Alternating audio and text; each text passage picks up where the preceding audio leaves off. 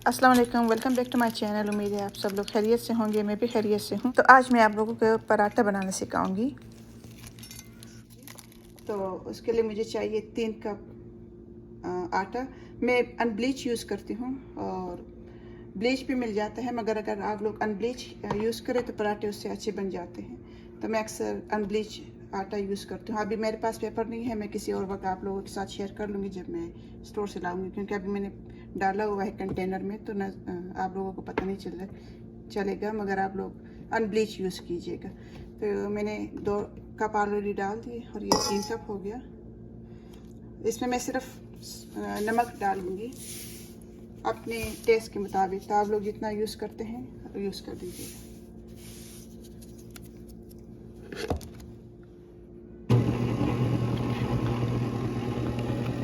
थोड़ा थोड़ा करके डालूंगी, मुझे ऐसे तो मेजरमेंट, मगर ये मैंने 3 कप पानी लिया है, तो देखते हैं कि कितना मैं यूज़ कर सकती हूँ, क्योंकि मैं मेजर तो करती नहीं हूँ, मगर आप लोगों का अंदाज़ा होगा कि कितना हमें चाहिए होगा।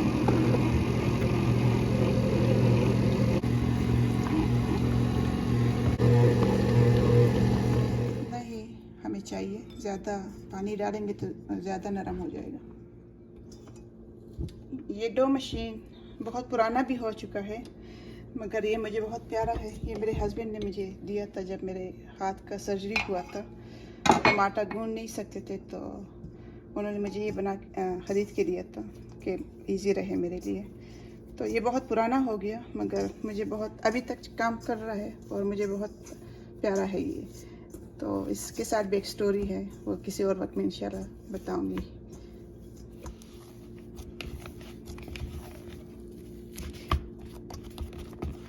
तो ये देखिए, इतना ऐसा स्ट्रक्चर होना चाहिए कि ज़्यादा नरम ना हो, ताकि पराठे अच्छे बन सकें। मैं तो ऐसे ही रखती हूँ, तो आप लोग जिस तरह आप लोगों की मर्ज़ी। फ्रेश आटा हम गूंद लेते तो उस वक्त अच्छा नहीं होता पराठा बनाना। हम थोड़ा सा 20 to 30 मिनट रख देती हूँ, ताकि अच्छा लगता है पराठा बनाना भी।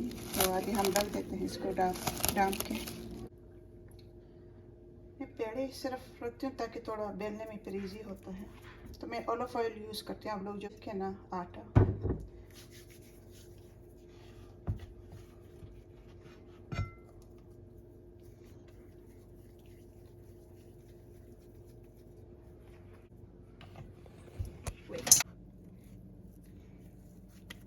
आप छोटे बनाते हैं बड़े, आप लोगों की मर्ज़ी है।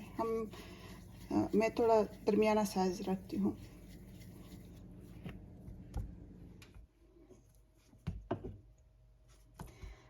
आज मैं जो पराठा बनाऊंगी तो इससे थोड़ी सी यादें जुड़ी हैं, क्योंकि हम पेशावर में तो अम्मी जिस तरह बनाती थी वो भी एक दिन बताना सिखाऊंगी। मगर अभी मेरे बेटे को ये चाहिए, ये वाला पराठा, तो मैं ये बना रही हूँ।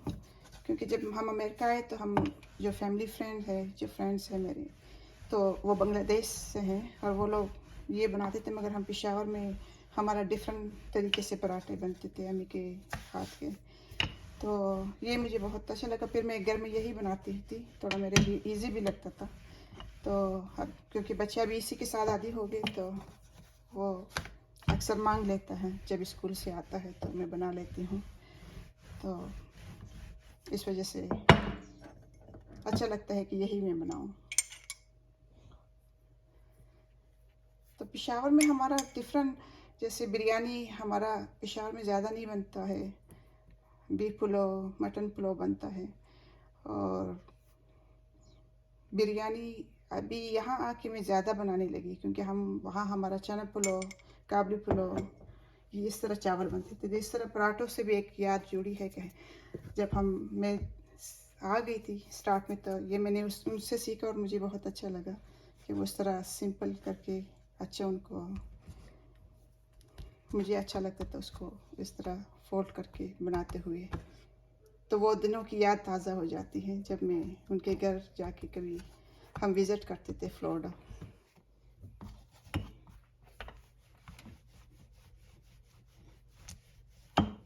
पराठे पराठे को देख के मेरा भी दिल हो रहा है कि मैं अपने लिए बनाऊं, मगर वज़न बढ़, यहाँ पे अमेरिका में वज़न इतना ज़्यादा बढ़ता है, क्योंकि फूड को लेके ऐसा ऑर्गेनिक चीज़ें बहुत कम मिलती हैं। जैसे हमारे पाकिस्तान में तो कोई मसला नहीं है, मगर بیٹے کے لیے بنا رہی ہوں تو میرا بھی دل ہو رہا ہے کہ میں اپنے لیے ایک بناؤں.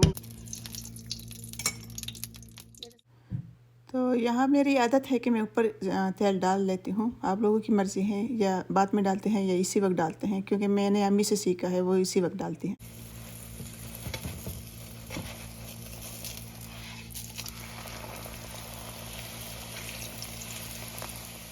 دیکھیے کتنے اچھی طریقے سے پھول رہا ہے. حالانکہ میں نے صرف نمک ڈالا ہے اور صرف پانی سے گوندا ہے، تو سوڈا وغیرہ بھی میں نے نہیں ڈالا ہے.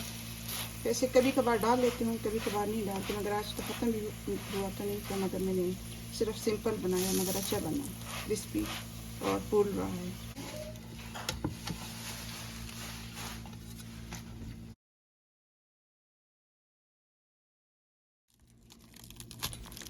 تو دیکھیے پراٹھا اتنا اچھا بنا ہوا ہے، کرسپی. پلیز میرے چینل کو لائک اینڈ سبسکرائب کیجیے، میرے ساتھ رہیں. انشاءاللہ پھر ملیں گے. اللہ حافظ.